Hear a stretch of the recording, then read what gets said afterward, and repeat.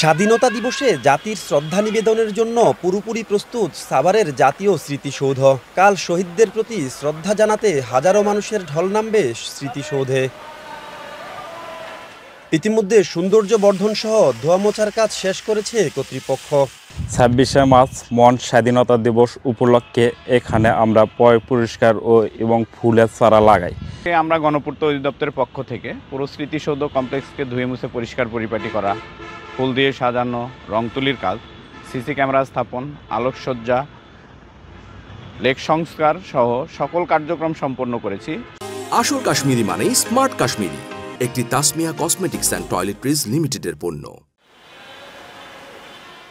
স্বাধীনতা দিবসে প্রথম শ্রদ্ধা নিবেদন করবেন রাষ্ট্রপতি মোহাম্মদ শাহাবুদ্দিন ও অন্তর্বর্তী সরকারের প্রধান উপদেষ্টা ডক্টর মোহাম্মদ ইউনুস।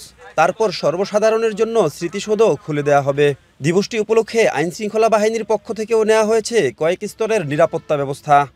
উপজেলা প্রশাসনের পক্ষ থেকে যে সকল পদক্ষেপ গ্রহণ করা দরকার ইতিমধ্যে আমরা গ্রহণ করেছি।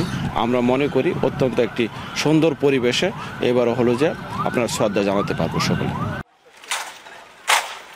২০২৪ সালের ৫ আগস্ট আওয়ামী লীগ সরকারের পতনের পর নয়া আঙ্গিকে এবার উদযাপন হতে যাচ্ছে মহান স্বাধীনতা দিবস।